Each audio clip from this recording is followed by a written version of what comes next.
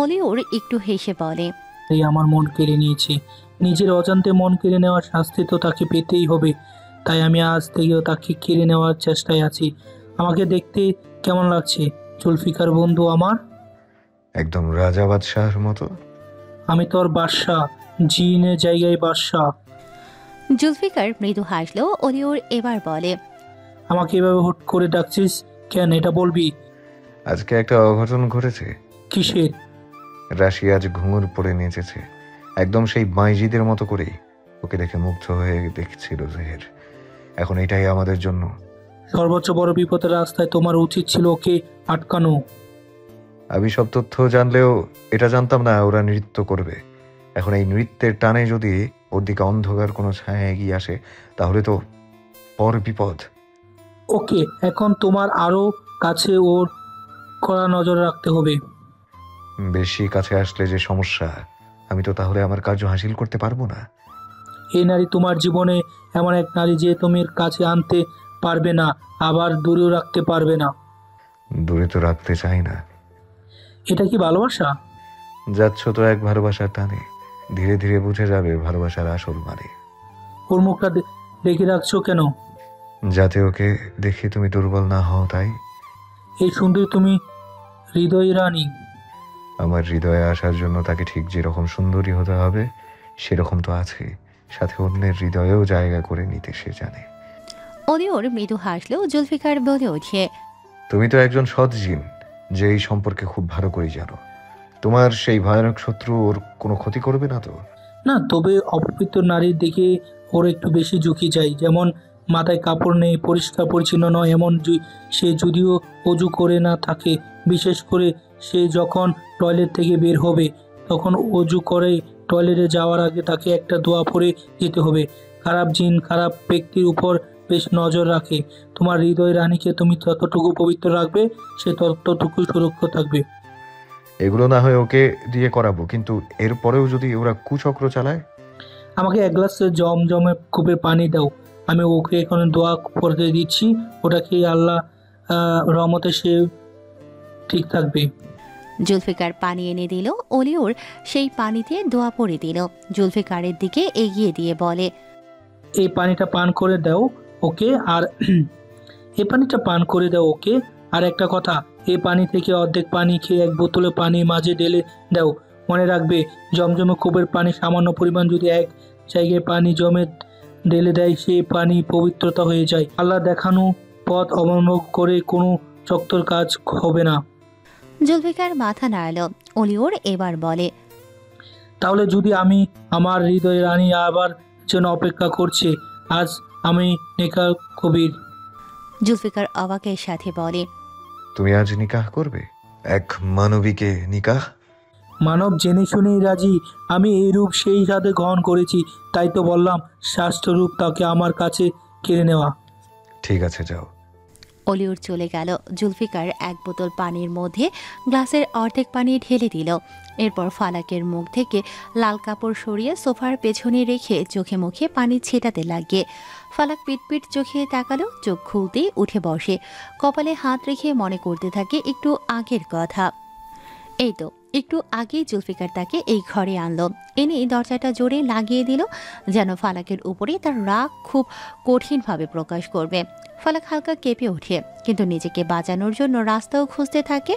মেয়ে মানুষ তো আর ছেলেদের মতো গায়ে হাত তুললেই কাজ হয় না, তাদেরকে বুদ্ধি দিয়ে অস্ত্র খুঁজতে হয়। ফালাক যেই এদিক ওদিক তাকায়, অমনি জুলফিকার ফালাকের হাতে হ্যাসকা টানে নিজের কাছে এনে বড় বড় চোখ করে চল শক্ত করেই বলে, তোকে নাচতে না করেছিলাম আমি, কেন নেচেছিলি বল? আসলে এখানে প্রতিযোগিতা ছিল, আমি নাচতে চাইনি। এটা এমনিতেই কথার ছলে হয়ে গেছে। ফালাক উল্টোপাল্টা বকছে। জুলফিকার ফালাককে ছেড়ে দেয়। ফালাক দূরে সরে পড়ে, এদিকে ওদিকে তাকিয়ে কিছু খুঁজছে। দূরে থাকা দেয়ালে চাবুক দেখে এগিয়ে যেতে নেয়। এই চাবুক দিয়েই নিজেকে বাঁচানোর উপায় আছে। এদিকে জুলফিকার নাকে মুখে কালো কাপড় বেঁধে নেয়। হাতে একটি স্প্রের বোতল নিয়ে ফালাকের পেছনে দাঁড়ালো। ফালাক চাবুকের দিকে এগিয়ে যেতে নেবে, ঠিক তখনই জুলফিকার ওর নাকে মুখে স্প্রে ছেড়ে দেয়।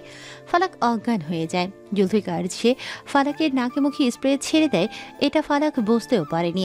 কারণ সে উল্টো দিক হয়ে কোনো সুগন্ধিতে ঘুমের দেশেতে পাড়ি জমায়। ফালাকের শুধু এতটুকুই মনে পড়ল যে সে চাবুক আনতে গিয়ে অজ্ঞান হয়ে যায়। ফালাক পাশে তাকাতেই দেখে জুলফিকার দাঁড়িয়ে আছে, মুখে এখন বোকা বোকা হাসি। ফালাক বলে, আপনি আমার সাথে কি করেছেন? কিছু করিনি তুই বউ, তুই বকছিস কেন আমাকে? এই তো একটু আগেই আমাকে বকলেন, রাগ দেখালেন আমাকে, এখন এমন করছেন কেন? আমি তো রাগ দেখাইনি বউ, আমার মাথা ব্যথা করছিল, এখন মাথা ব্যথা করছে না। এই নে, এই পানি পান কর। আমি এটা পান করলে আমার মাথা ব্যথা করে না। ফালাক এবার পানিটা নিতে চায়, পরে না নিয়ে বলে, আমি কি পাগলের সাথে থেকে পাগল হয়ে গেলাম নাকি? পানি খেলে মাথা ব্যথা কমবে কেন? তাহলে কি এটাতে পাগলকে সুস্থ করার ঔষধ আছে? এমা, আমি তো পাগল না, তাহলে আমি কেন সুস্থ হওয়ার ঔষধ খাবো? এটা পাগলের ওষুধ না বউ, এটা মাথা ব্যথা কমার ওষুধ। খেয়ে দেখ, ভালো লাগবে। কে বলেছে এটাতে মাথা ব্যথা কমে? জুলফিকার বোকাদের মতো হাসি দিয়ে বলে, এই দেখ বউ, কিচ্ছু বোঝে না। আরে বউ তো জানেই না আমি অজ্ঞান হয়ে গেলে যখন জ্ঞান ফিরে আসে আম্মি জান আমাকে পানি দেয়, তাও আবার আমার কাছে জমজম কূপের পানি রাখে। এটা নাকি পবিত্র পানি, তাই আমি বলেছি। এটা জমজম কূপের পানি? হ্যাঁ। তাহলে আমি নিচ্ছি। ফালাক পশ্চিম দিকে ফিরে মাথায় কাপড় দিয়ে বিসমিল্লাহ বলে পানি পান করে। জুলফিকার শুধু দেখলো তাকে। পানি পান করা শেষ করলে জুলফিকার বলে, এই বউ, তুই পরিষ্কার থাকিস না কেন? ফালাকের মুখে শেষ পানিটা ঢেকুর হয়ে নাক মুখ ছিটকে বেরিয়ে আসলো। জুলফিকার বলে, এই দেখ, আবারও মুখের পানি বাইরে ফেলে নোংরা হয়ে গেলি। এই, এত অপরিষ্কার থাকবি না। আমি পরিষ্কার থাকি। কই থাকিস?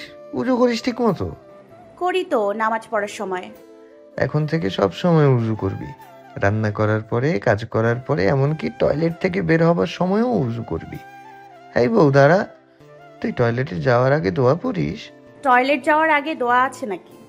এ কি, তুই জানিস না? টয়লেটে বদ জিন থাকে, ওরা তো অপবিত্র জিনিসকে বেশি পছন্দ করে। তুই পবিত্র থাকলে দোয়া পড়লে ওরা আর কিছুই করতে পারবে না। কি দোয়া? দাঁড়া, দিচ্ছি। বলে একটা কাগজ ও পানির বোতল দিল।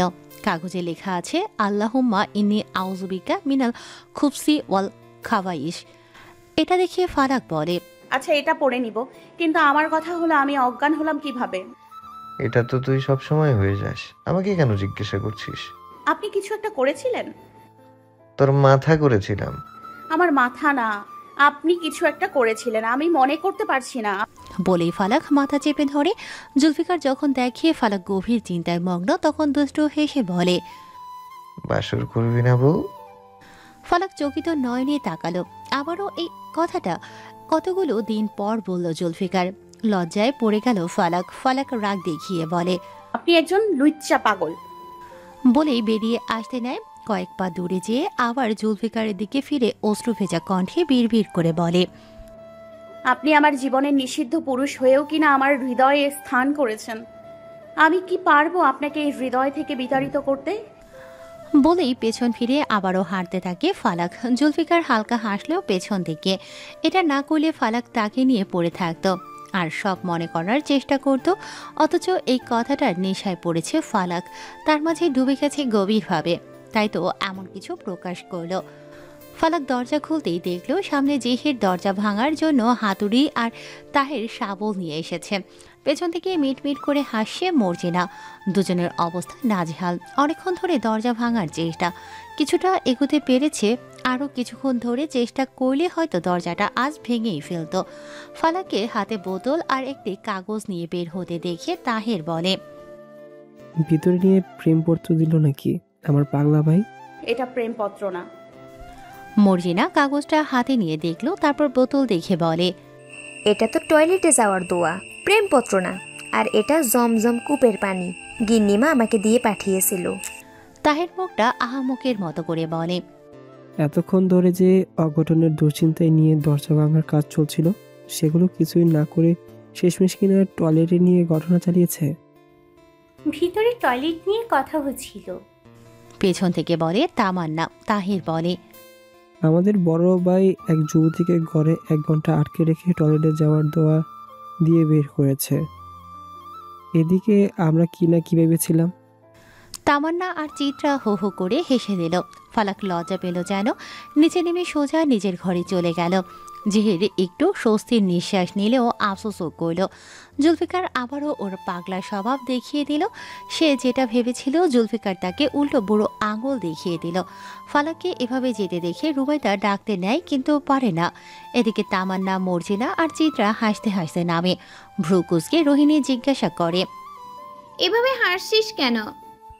আরে জুলপি ভাই কিছুই করেনি, উল্টো টয়লেটে যাওয়ার দোয়া লিখে দিয়েছে আর একটা জমজম কূপের পানি দিয়েছে। তাহলে ও এভাবে দৌড়ালো কেন? আমরা হেসেছি দেখে লজ্জা পেয়েছে। স্বস্তির নিঃশ্বাস নিল রুবাইদা। সবাইকে উদ্দেশ্য করে বলে, আজকে তাহলে রাতের খাবার খেয়ে ঘুমানো যাক, কাল বিয়ে, আশা করি কারো আপত্তি নেই। ফরিদার দিকে আর চোখে তাকিয়ে বলে, জুবাইর সওদাগর এটা দেখে ফরিদার হাত শক্ত করে ধরে বলে।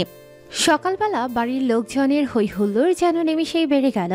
সকাল বাজে 7টা, কিন্তু বিয়ের আয়োজন বলেই কিনা সব জায়গায় ছোটাছুটি চলছে। এদিকে মায়েরা এসে ডেকে চলেছে তাদের সন্তানদের। এই যেমন চৈতালি এসেছে চিত্রার কাছে, তো জাহানারা এসেছে তামান্নার কাছে। ঘুম থেকে এত সকালে উঠতেই ইচ্ছে করছে না, অনেক রাত করে ঘুমিয়েছে তারা। চৈতালি এসে চিত্রার মাথায় হাত বুলিয়ে বলে, মা, চিত্রা উঠে পড়, বাড়িতে তো আজ বিয়ের আয়োজন চলছে। চিত্রা আড়মোড়া দিয়ে বলে, বিয়ে তো হবে ফালাকের, ওকে ডাকো তুমি, আমার ঘুমে শত্রুতা করছো কেন? আরে ওর সাথে তো তোরা একটু থাকবি নাকি? মেয়েটার আজ তোদের সঙ্গ খুব দরকার। একটু রাগ দেখিয়ে বলল চৈতালি। চৈতালির এমন কণ্ঠ শুনে চোখ পিট পিট করে খুলে উঠে বসলো চিত্রা। চোখটা একটু ডলে পাশে তাকালো, তাকিয়ে মুখটা ব্যাকা করে বলে, এই নাও, যার বিয়ে তার ঘুম ভাঙে না, এদিকে আমার মা আমাকে ঘুমাতে দেয় না। চৈতালি চিত্রার মাথায় হালকা করে চাপড় মেরে বলে, বাথরুম ফাঁকা আছে, গরম পানির ব্যবস্থা করেছি, সকাল সকাল গোসল করে একটু কিছু খেয়ে নে। সারাদিন তো তোরা আনন্দ আর সাজগোজ নিয়ে ব্যস্ত থাকবি, তাই ওঠ এখন, একটু পেটে কিছু পড়লে আমি শান্তি পাই। তোর ভাই আর বাবাকে খেতে দিয়েছি, এখন তুইও কিছু খেয়ে নে। বাবুর্চি একটু পর রান্না বসাবে, আমরা অন্যদিকে ব্যস্ত হয়ে যাব তো। চিত্রা উঠে পড়ল। জাহানারা এদিকে তামান্নাকে ডাকতে থাকে। তামান্নার ওঠার নাম নেই। জাহানারা একদিকে হাত দিয়ে ডাকছে তো তামান্না অন্যদিকে ঘুরে ঘুমিয়ে পড়ছে। তামান্নাকে ডাকার জন্য ঘুম ভেঙে গেল রোহিণীর।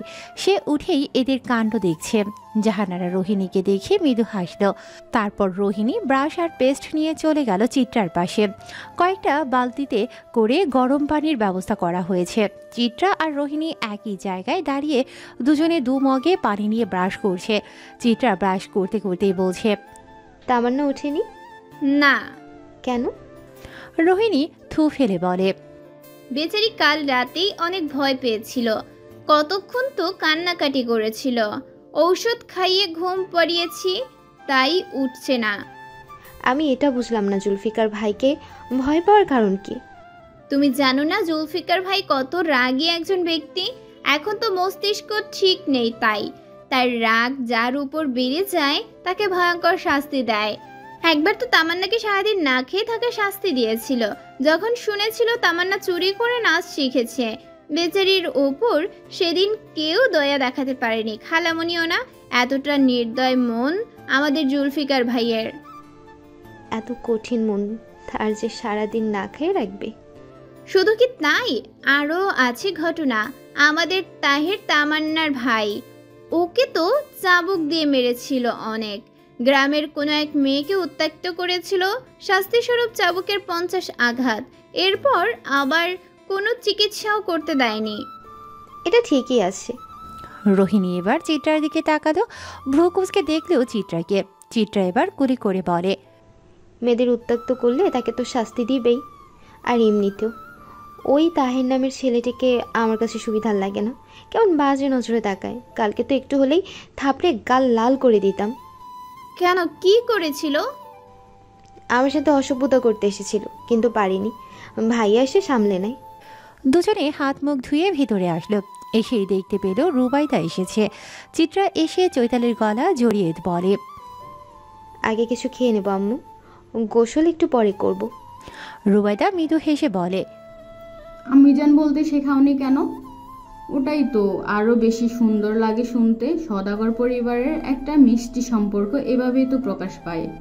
চৈতালি চিত্রার হাতটা ধরে আদর করতে করতে বলে, ওর জন্মের সময় তো আমরা ঢাকায় থাকতাম, এখনকার বাচ্চারা আম্মু বলাটা বেশি শিখেছে।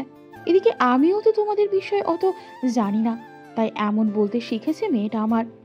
রুবাইদা এবার ফালাকের পাশে এসে বসে ফালাককে ডেকে বলে, কিরে বিয়ের কোণে, উঠবি না নাকি? আজ তো তোর বিয়ে। ফালাক ঘুমের মাঝে বলে, বিয়ে বলে কি শান্তিতে ঘুমোতে পারবো না নাকি? হেসে দিল সবাই। রুবাইদা চোখ বড় বড় করে বলে, শোনো মেয়ের কথা, ওরে এখন ওঠ মা, তোকে কিছু খাইয়ে দেই। 10টার আগে একটু গোসল করে খেয়ে দিয়ে রেস্ট নেই। খাওয়ার আগে রেস্ট নিচ্ছি, খাওয়ার পর রেস্ট নিতে হবে না। এখন ঘুমিয়ে ঘুমিয়ে রেস্ট নিতে চাই। হায় রে মেয়ের ঘুম, তোরা সারা রাত কি করেছিলি যে এখন ঘুমাচ্ছিস? চিত্রা পাশে এসে বিছানায় বসে বলে, সারা রাত না, অর্ধেক রাত অবধি জেগেছিলাম, বলা চলে ভোর হওয়ার আগ দিয়ে ঘুমিয়েছি। এত রাত জেগেছিস কেন? আজকের রাত আমাদের সাথে ফালাকের শেষ রাত, তাই একটু আমরা সবাই আমাদের বর্তমান বোন প্লাস হবু ভাবির সাথে গল্প করছিলাম। এখন মেয়েটা ঘুমের দেশে পাড়ি জমিয়েছে, তোরাই এখন ডেকে দে ওকে। হাতে গরম গরম ডাল আর রুটি নিয়ে ভেতরে ঢুকতে ঢুকতে বলে চৈতালি। একটু বাইরে গিয়েছিল খাবার আনতে, আসার সময় চিত্রার মুখে রাত জাগার ঘটনা শুনে প্রত্যুত্তরে এগুলোই বলল চৈতালি। রোহিণী এসে চৈতালির হাত থেকে ট্রে নিয়ে বলে, আপনি কেন এত কষ্ট করে খাবার আনতে গেলেন? আমরা যেতাম বাইরে। আমার যে অলস মেয়ে, ওকে আবার খাবার মুখে তুলে দিতে হয়, না হলে তো সে খাবেই না। রুবাইদা ওদের কথা শুনে আলতো হেসে এবার ফালাকের হাত ধরে দিল এক টান, যার ফলে উঠে বসতে হলো ফালাককে। পিটপিট করে চোখ করে ফালাক বলে, এভাবে উঠালে কেন মিষ্টিমা? তোদের ডাকতে ডাকতে 7টা থেকে 8টা বেজে যাচ্ছে, উঠছিস না কেন? গভীর ঘুমে থাকলে কি উঠতে ইচ্ছে করে, তাও আবার এত সকালে? মেয়ের মুখ দেখো, তাও আবার কাকি শাশুড়ির সাথে। রুবাইদার কথা শুনে ফালাক শুকনো মুখ করে বলে, আমার যেখানেই বিয়ে হয়ে যাক, তুমি আমার মিষ্টি মা ছিলে আর তাই থাকবে। আচ্ছা এবার যা, পানি তো ঠান্ডা হয়ে যাবে, আর কতবার পানি গরম করতে দিব বল, লোকগুলোর তো কষ্ট হয়। ফালাক উঠে হাত মুখ ধুয়ে মুখ মুছতে নেয়। হাতটা মুছতেই নিজের হাতের দিকে তাকালো। আজ তার 2 হাত ভর্তি মেহেদি, হাতের তালুতে কি সুন্দর জলজল করছে যে, তাও আবার লাফ দিয়ে তার মাঝখানে। ফালাক সেদিকে কিয়ৎক্ষণ চেয়েছিল। আজকে তার বিয়ে, আজকে বলতে বলতে তো একটু পরেই বিয়ে হবে। ফালাক আকাশের দিকে চেয়ে বলে, বারবার কেন আমি তার কথা ভাবছি? কেন আমার অনিচ্ছায় তার আবছায়া আমার চোখের সামনে আসে? কেন তার ওই সুরমা চোখের মায়াবী দৃষ্টি আমি দেখতে পাই বারে বারে? কেন তার ওই মাতাল করা হাসি আমি না চাইতেও বারবার দেখি? ফালাক চোখটা বন্ধ করে নিল। চোখ বন্ধ করতেই কয়েক ফোঁটা পানি গাল বেয়ে গড়িয়ে পড়ল। চোখ বন্ধ করতেই ফালাক দেখতে পেল ছোট্ট একটি বাচ্চা মেয়ে। সে তার মায়ের সাথে হাসছে, খেলছে, ছোটাছুটি করছে, কিন্তু সবই কেমন জানি ঝাপসা। মেয়েটির মা মেয়েটিকে বলছে, তোর জীবনে এমন এক রাজপুত্র আসুক যে তোকে তার সর্বস্ব দিয়ে ভালোবাসবে।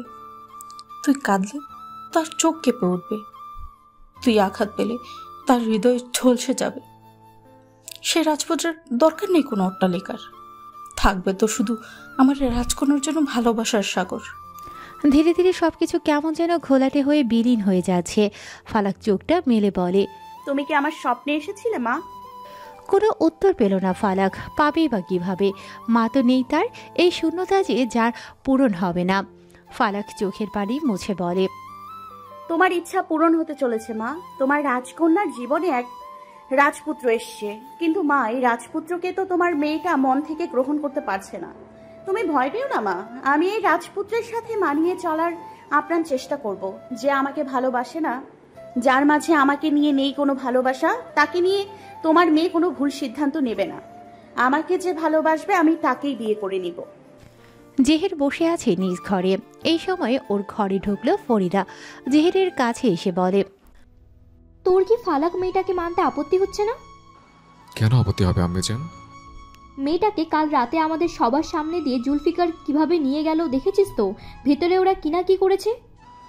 জমানো লাগাম তো আম্মিজান, যাকে নিয়ে তুমি বাজে মন্তব্য করছো সে তোমার ছেলের হবু বউ। আমার হৃদয়ে না চাইতেও আগমনিত এক রাজকন্যা, যাকে পেতে আমি আমার সিংহাসন নতুন রূপে সাজাতে চলেছে। ওই নারী তোর জীবনে কাল হয়ে আসবে জেহের, তুই তিলে তিলে মরবি ওর জন্য। ওকে পেলে আমি নতুন করে বাঁচবো আমি জান। আমি তোর মা হয়ে তোকে সাবধান করছি, আমি ওই মেয়ের মাঝে তোর জন্য কোনো ভালো কিছুর প্রত্যাশা দেখি না। জেহের এবার ফরিদার কাছে এসে ফরিদার দুহাত আঁকড়ে নিয়ে বলে, তুমি আমার আম্মে চান, আমার জন্য তোমার চিন্তা অনেক, সেদিক থেকে তুমি এগুলো বলছো। কিন্তু আমি উপলব্ধি করছি আমি ওই নারীতে খুব বাজেভাবে ফেসেছি। তাকে হারালে আমি এই পৃথিবী থেকে হারিয়ে যাব। ফরিদা আর কিছু বলতে পারল না, যেতে নাই ঘর থেকে দরজার কাছে এসে বলে, আমি শুধু চাই এমন একটা কিছু হোক যাতে করে তোর জীবনটা ধ্বংস না হয়। রুবাইদা নিজ ঘরে এসে জানালা দিয়ে বাইরের দিকটা দেখছে। জুনায়েদ সওদাগর এসেছে মাত্র। রুবাইদাকে গভীর চিন্তায় দেখে জিজ্ঞাসা করেন, কি ভাবছো তুমি? পূর্ণ স্মৃতি মনে জেগে উঠলো। জুনায়েদ সওদাগরের যেন একটু বুকটা কেঁপে উঠল। পুরনো স্মৃতি বলতে কি সেই মানুষটার কথা ভাবছে? আতঙ্কের সাথেই বলে, এখন এটা যে কখনো ভুলবো না। তোমার কি মনে আছে আমাদের বাড়ির সামনে অনেক বড় একটা মাঠ ছিল? হ্যাঁ। ওখানে আমি আর ফারজানা শাড়ি পরে কোমরে আঁচল গুজে কত খেলাধুলা করতাম। আমরা দুজনে চাইতাম দুই সখী একসাথে একই জায়গায় থাকবো, বিয়ে করলে একই বাড়িতে করব, আর আমাদের সন্তান হলে তাদের মধ্যেও ভাব করিয়ে দেব। এছাড়া আরও কত আকাশ কুসুম ভাবনা যে ভাবতাম। আজ আমার সেই সখী মেয়েটাকে আমার কাছে রাখতে পারছি, কিন্তু সখী তো নেই। রুবাইদার মুখটা কেঁপে উঠছে এগুলো বলার সময়, চোখ দিয়ে গড়িয়ে পড়ছে পানি। জুনায়েদ সওদাগর তার স্ত্রীর কাঁধে হাত রেখে বলেন, খুব মনে পড়ে তোমার ওই সখীর কথা। আমার সখী ছিলই এমন, আমি কান্না করলেও আমাকে কান্না থামিয়ে তবে ছাড়তো। আমার জ্বর আসলে আমাকে দিনরাত সেবা করত। আমরা একে অপরকে না দেখে থাকতেই পারতাম না।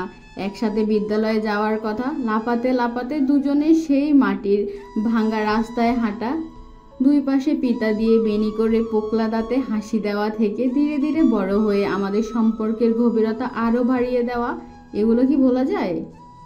যায় না তো, কখনোই যায় না। শৈশবের আনন্দটাই তো এমন।